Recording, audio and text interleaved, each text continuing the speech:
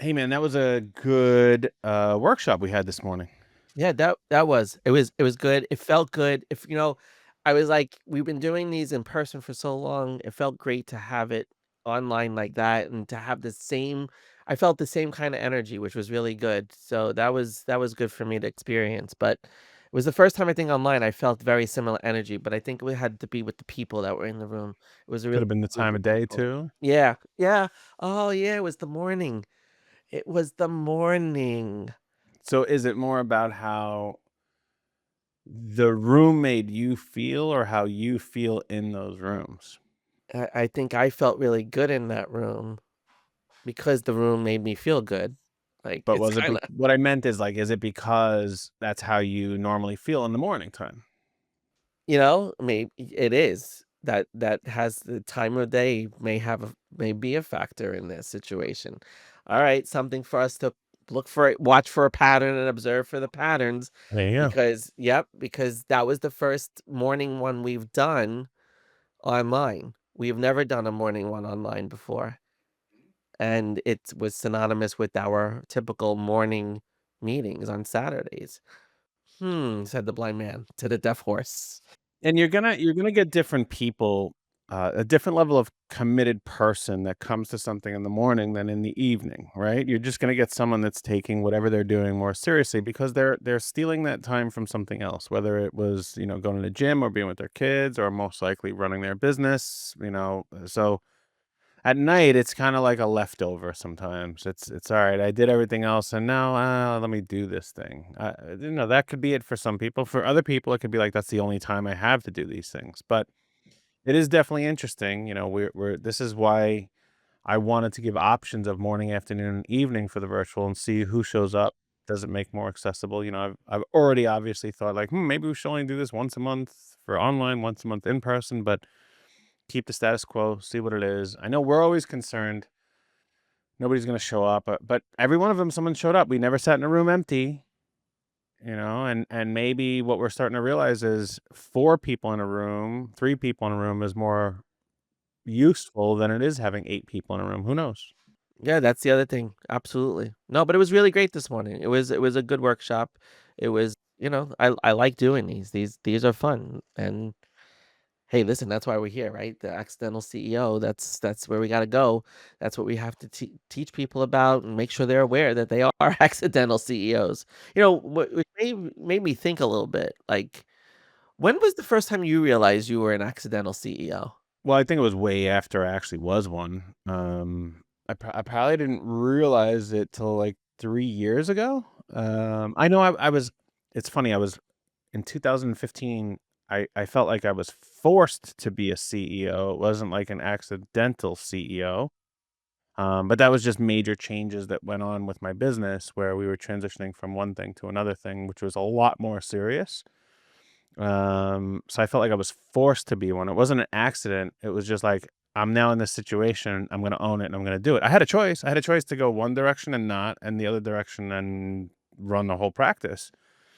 But then when I realized I was an accidental CEO was more when you and I really decided like, I think we have a business here. And then we sat down and we looked at our strengths and weaknesses and we said, I'm more of a CEO and you're more of a COO in responsibility only, not, we're equal partners in the company and we add value to both sides of all equations. But it was more of like, okay, we're going to tell each other we have these C-suite positions inside of this thing that we're doing. And at that moment, it was like, wow, we really do have the skill set, the knowledge, and we can be the yin to the yang to make this really operate well, regardless of success, just operate more fluidly without tension, without problems, without those things. And I think at that moment, I didn't set out to build another, like, long-term thing, and I certainly didn't even know that this would now it's my main thing, it's my only thing. I didn't never expected that. So, it was somewhere in there where we accepted the value that we each brought to this and said, "We should probably use it more appropriately." Yeah, that makes a lot of sense. Yeah, what The about for you? value. No, I don't think I really realized it until, until we really realized we were doing this business, and it was we never setting out on that course. Never setting out on that course to make this a business, and we just saw that it worked repeatedly, and oops, here we are. We have a business, and we have to run it like a business, and it was, it was the secondary thing to what you and I were both doing as our main thing. It was an extra. It wasn't, and now that we sit in it, I mean, we realize every day that, I realize that that's how we started as accidental CEOs, but I think, the whole point of getting people to being very intentional has even worked for us, right? We've had the opportunity to sit back and with all of our programs, with all the things that we do, we have been extremely intentional on what we're going to do to shape and to build the business model that we have built.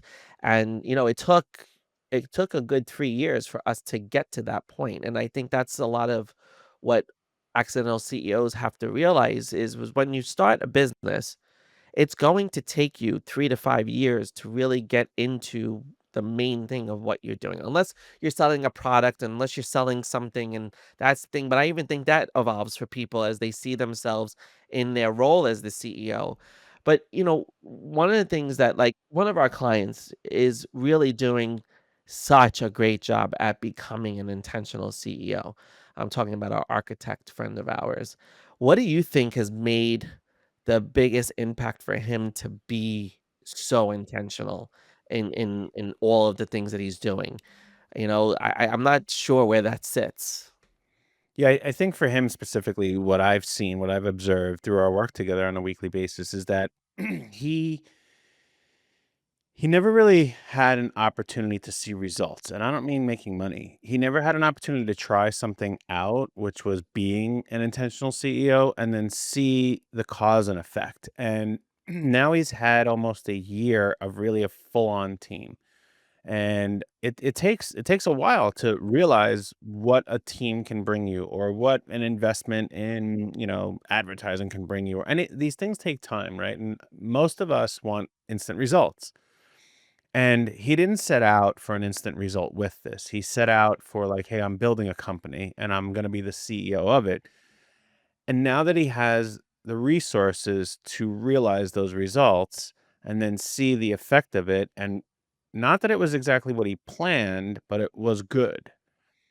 And I think that has allowed him to say, wait a minute, I can move over into this position of I'm the CEO, I run the company, I have two main roles and responsibilities. So I think for people, it's how do you get out of your own way? And the only way to do that is to experience stuff, and that's going to take time.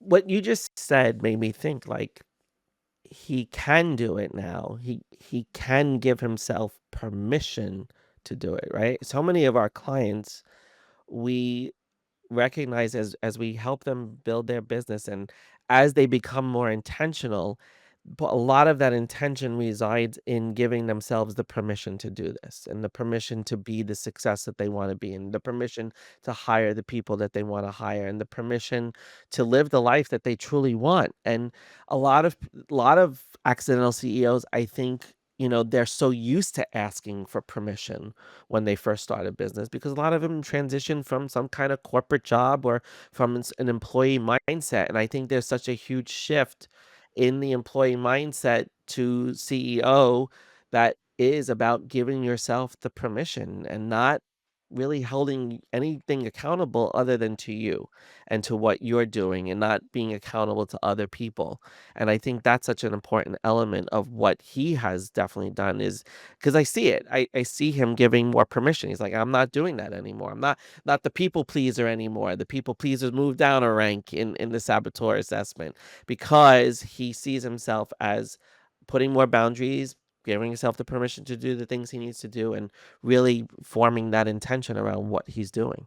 Yeah, the intention is the big part, right? And this on Monday, we have office hours every Monday for our simple CEO clients. And you were really looking forward to one of our clients coming this week, and they had messaged you earlier, "Hey, I can't wait. I want to talk to you about something." And you were really looking forward to it.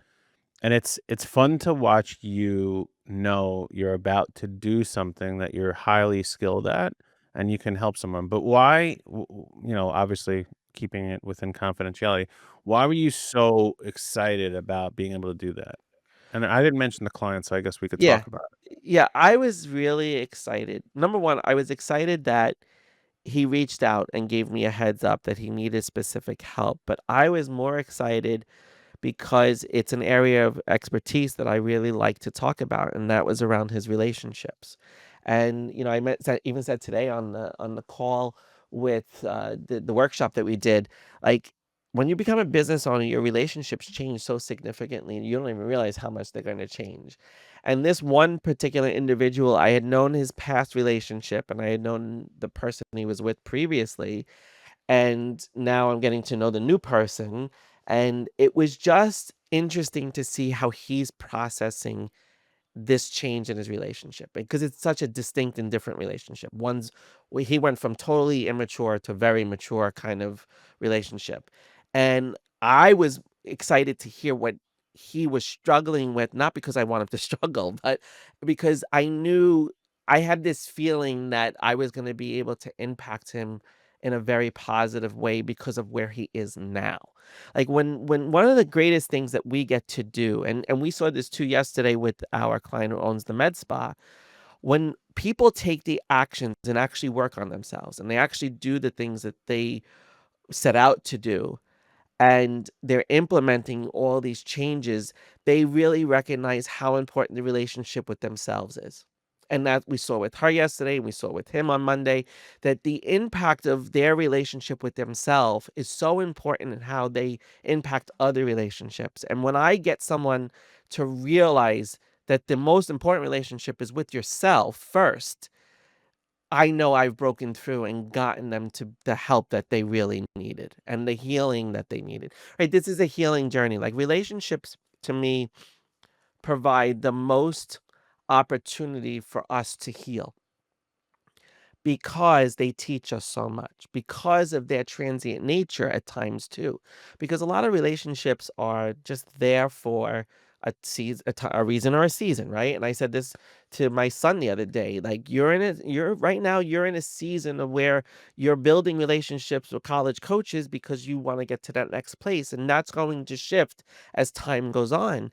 But it's our relationships are always the thing that shifts, and I always love watching the dynamics of different relationships. Like even your and my relationship has shifted so much over the 4 years that we've worked together. Like it's a very different relationship than it was in the beginning. Now it's very concrete. We understand our lanes, but we so eloquently skate around each other's expertise, even in our conversations with clients. I saw it today. Like you did a great job explaining the 9 saboteurs and how we all have all of them and it's about managing them.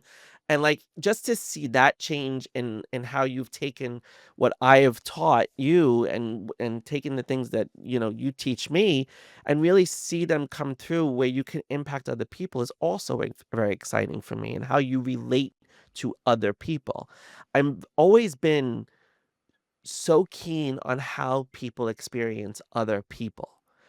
And that client that reached out, I knew there was something in my gut that just said, "You're gonna really be able to help him this week in a way you haven't been able to help him before because he's ready to be helped because the healing has taken place." So, I know that was a long-winded answer to get to that point, but that's what it was about.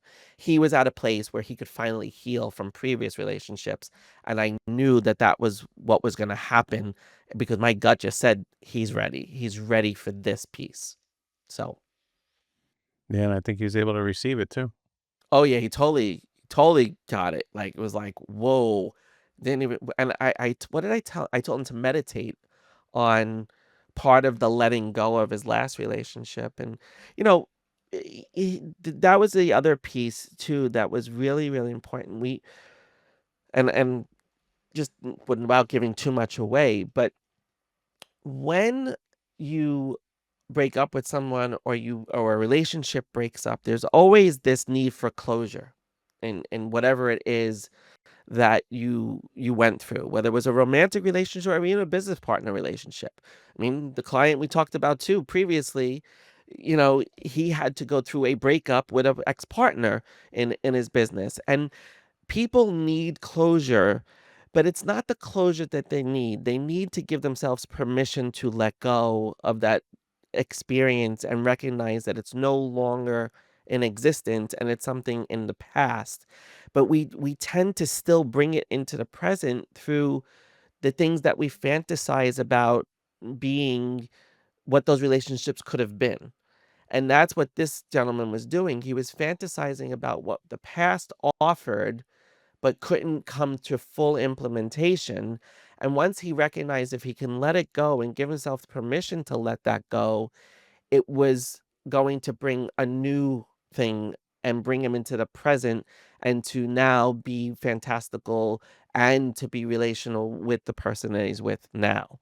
And I think there's so much healing that happens because of the need for closure that if you don't allow for the process to take place and you don't give yourself the permission to let go, you will never let go of that and you'll never move on. And that's the biggest moment of healing is when you've given your permission, self permission, or you've forgiven yourself for whatever you want to forgive yourself in that situation to be able to enter into the next phase of a new relationship, enter into a new relationship is because of that closure that happens. But the closure is not in talking to the other person. It's not in letting go of them. It's not in letting go of the memories of them. It's actually in forgiving yourself and giving yourself the permission to move on. Damn, kid. Sorry, man, No, that's good. It's good stuff. but this is what I love. This is why Yeah. I love the way we relate to people because it's so fascinating to watch. So fascinating. Hmm. It's interesting because it's you know I always say we are the mirrors of ourselves in the people that we help, right? It's our own reflection in the people that we help. Whatever, because even though I was helping him let go of something and giving himself permission, I was also healing from a prior situation at the same time. There was a moment, that's why I brought up the person that I brought up to him in that experience, like my own experience of my own past, because there's still things that linger from that. And that I'm talking like 25 years ago. Like there's still things that linger. And I think that's what people have to recognize. You can never fully let go. You have to learn how to use those things to teach you in the current moment of what's really in front of you. Because typically, something from your past that you have not fully healed from will become part of your present so that you can heal from it now. And that's what so many people miss as the recognition of why they go through the things they go through right now. And when I say we're a reflection of the people that we help, is because a lot of our clients are experiencing some element, some component of a similar healing that we ourselves as coaches are maybe going through at the same time in our lives. And that's something that I find, and I have found that very powerful through all my years of coaching, is that someone reflects or says something that I really needed to hear. And sometimes I tell somebody what I really need to hear myself. And that's why I think we coach people too, because it's a healing process for us as well as other people. I guess. It's definitely not wrong, but I guess I look at it a little bit differently, right? I look at instead of healing, I look at you're building, you're packing your suitcase, so to speak, right? Like you're going on this trip and you're constantly packing your suitcase up and you're bringing all the things that you need along. And sometimes you bring shit that you don't know if you're gonna need it, but you have it, so you bring it anyway. And it's like, maybe I use it. And I think what many people are doing is they're pissed off I put that in my suitcase. And it's like, well, yeah, but you may actually need it. It may be useful in a certain circumstance. And what I look at is I'm always kind of packing my suitcase for the journey that I'm on now, and along that journey, I'm going to pick up other things I need for the next part of the journey. And it's I think when you start to look at it through a lens of like you go through all these experiences to become the type of person you are, and some of them you control, and some of them are just thrust upon you. But this is what you become, right? You are building the plane as you fly it, whether that's you as, a business owner, you as a parent, you as a man or a woman, you as anything that you're doing, you're building it along the way. And this is why it's so important to recognize like, hey, those are useful experiences. In the moment, maybe it wasn't great, but they're useful. And you can look at that in that manner of like, how do I now utilize this experience, this skill set, this knowledge, this thing, and wisdom is most of the time the thing that you're going to avoid, right? So it's when we go through with some of our clients, and I asked them really, and I thank you for letting me do this in our simple life system, which is asking people like, when did something go wrong? And the reason I want people to say when it went wrong is to then have the ability to mark these moments because it's gonna happen again, right? That thing is gonna happen again, and you wanna be prepared for when this thing happens, and that's what I think is instead of healing, you utilize that pain, right? It's utilizing these things to become better, to become stronger, to do more, right? That's just the way I've always looked at it. No, I think that's a it's a great way to look at it because yes, it is utilizing that that moment or that thing to help propel you forward so that you make it useful, right? And Every experience we've ever had is supposed to be useful in some way.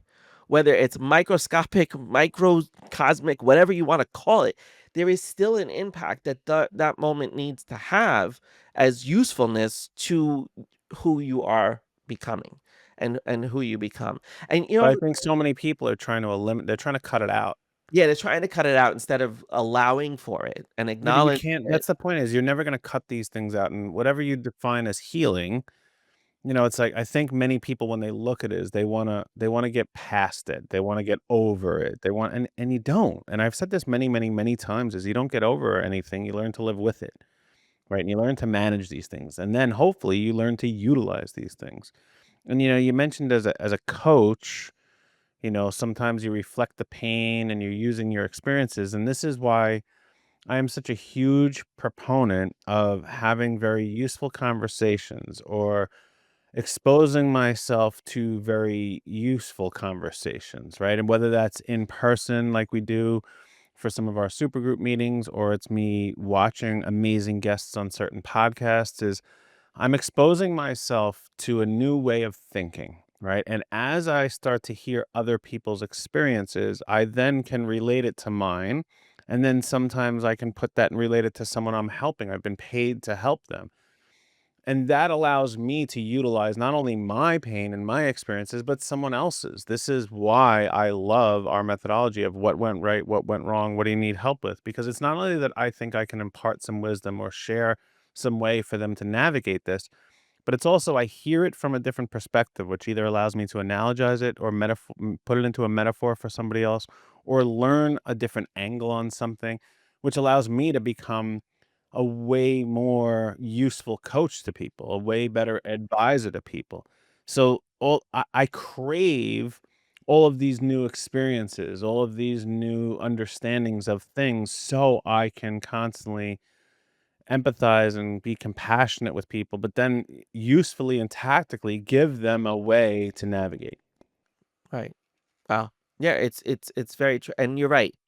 The methodology allows for that. Like, what was the, you know, what was the origin for what went right, what went wrong, and what do you need help with? Where did you come up with that? And I know we may have talked about this in the past, but I think it's something that is really an important thing for people who are accidental CEOs because I think it helps to build intention.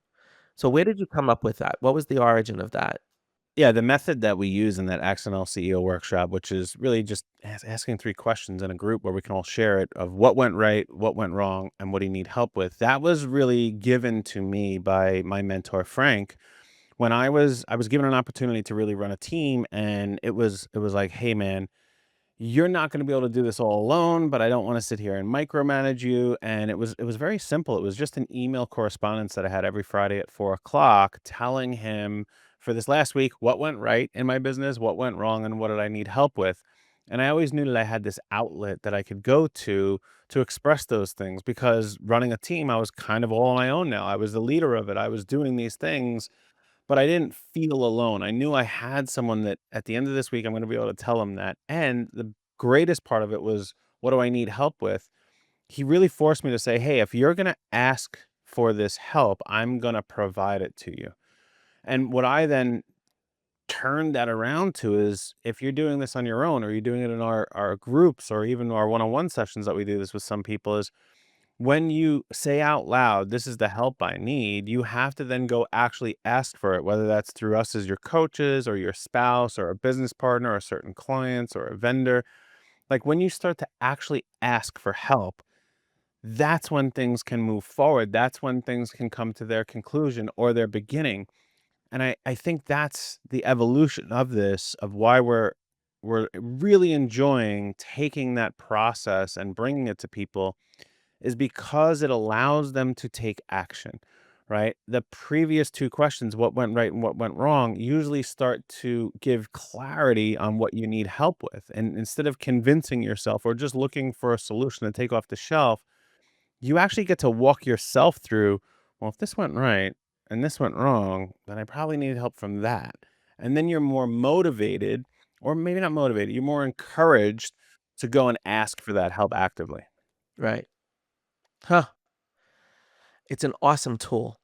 It is an awesome tool, and it really helps. I think it not only does it we see the profound effect that it has in the meetings that we do and why we've chosen to run our workshops. And I think it's something that every CEO needs to do. I think that's every business owner needs to do on a regular basis. And that's, I mean, that's why we did put it in our morning meeting book.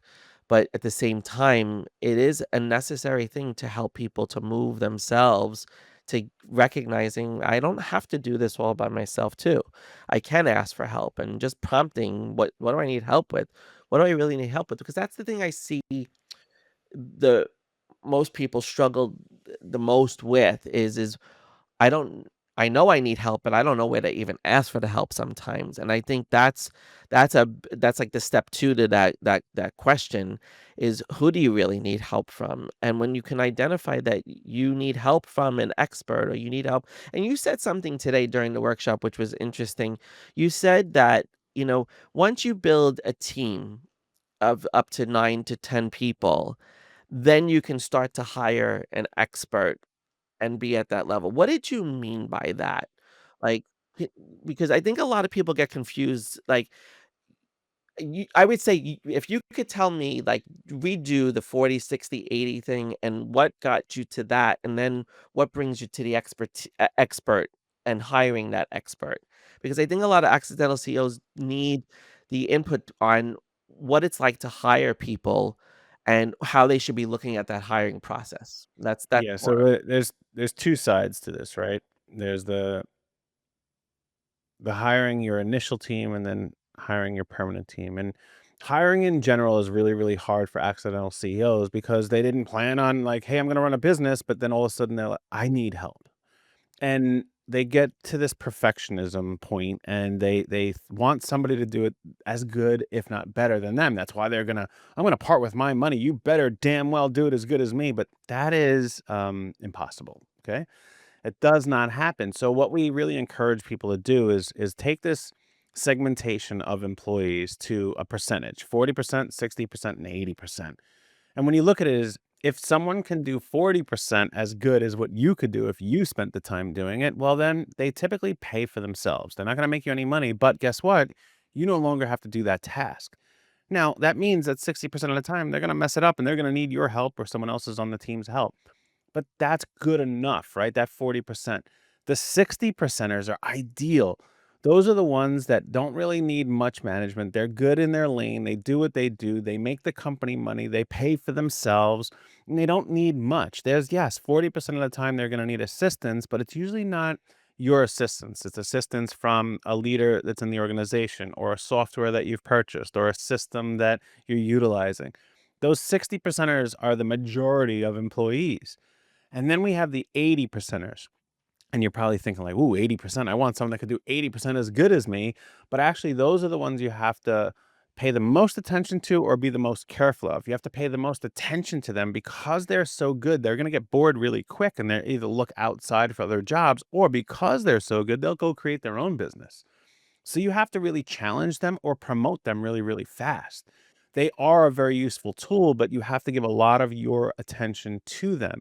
Now, if you do give that attention to them, well, you only have to give them 20% because they're 80% as good as you. And then they can fill in the gaps of that 20% for the 60 percenters. And that's how we utilize and build a team. So that's in the beginning.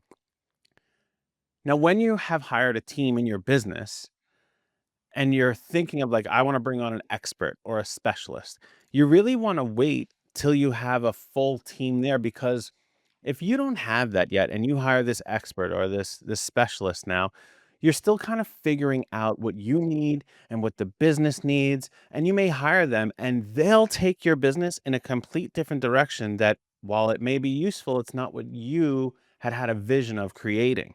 And you'll rely on them because you're usually going to pay them a much higher salary, sometimes even than yourself. You're going to be like, I have to take their advice. They're really knowledgeable about it. They're good at it, and they're going to steer the ship.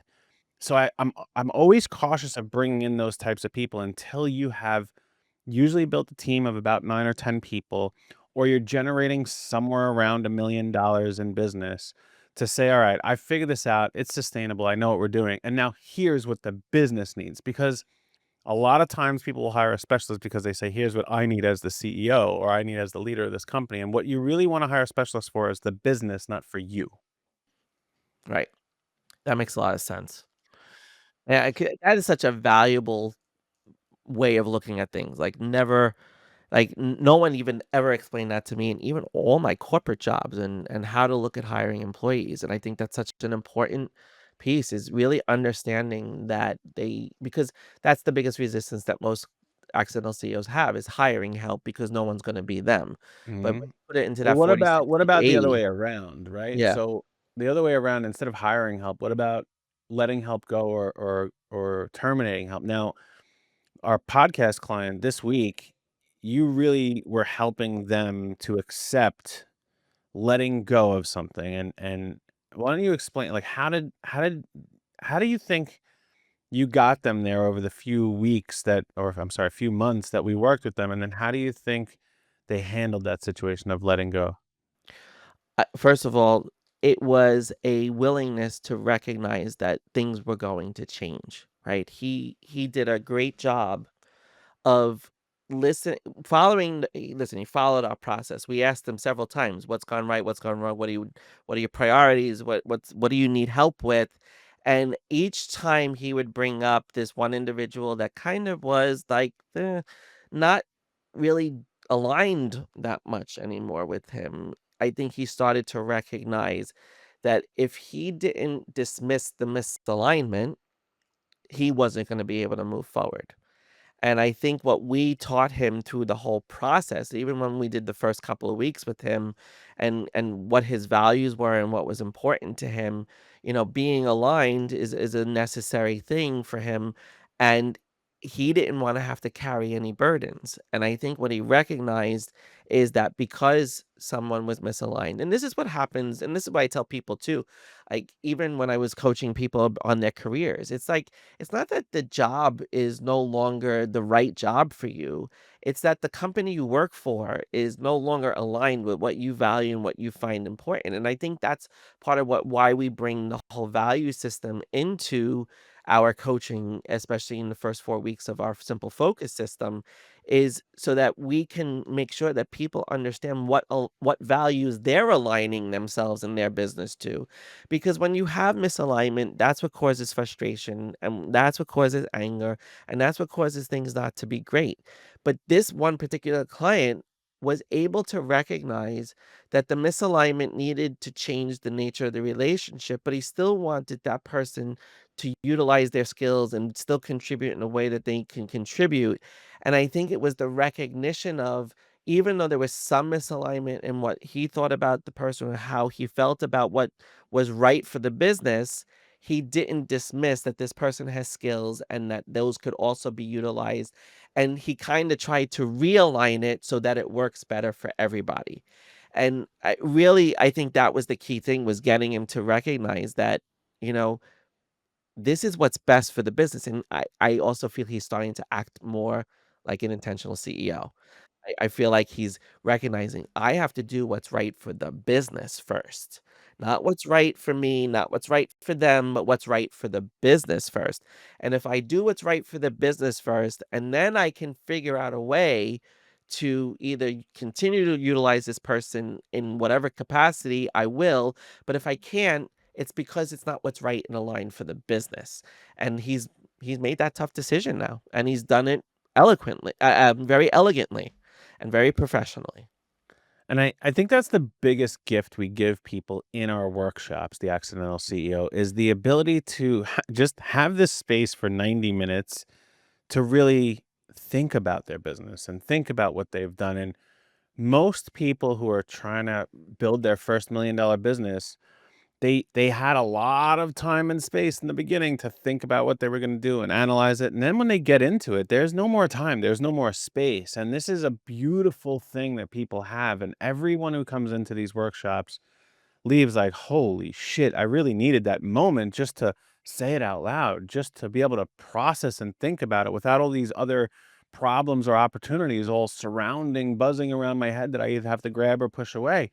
That space that people get truly allows for them to almost look in a mirror, and without having that ability from time to time, like, you just get carried down this path and look up one day and wonder, "How the hell did I get here?" And that is the true value of going from being an accidental CEO to an intentional CEO, and that's why we keep offering these workshops. Absolutely. Awesome, man. Alright, brother. Well, on that note, let's wrap this thing up. You wanna say anything to wrap it up? Yeah, I would just say, listen, if you're an accidental CEO and you're listening to this and you want a place where you can maybe find people like you, be able to help and get support that you're looking for, definitely check out our accidental CEO workshops. The link will be in the show notes. You can go to that page and sign up. We offer accidental CEO workshops every week. There's a morning session, the afternoon session, the evening session, and we even have in person if you're here on Long Island with us. We do those in person once a month, but it's a great opportunity for you to get to meet other people that are going through the same exact stuff that you're going through, and to find some solution through the chaos of other people's existences sometimes. But it's amazing what happens in those workshops, and Adam and I love doing them. We've been doing them for over a year now. It's almost a year and a half that we're doing them, and it's really been such a great experience for a lot of people who are searching and looking for a place where they can get some fresh perspective on what they're doing and get some help with what they need help with. So check it out, and we'll see you again next time.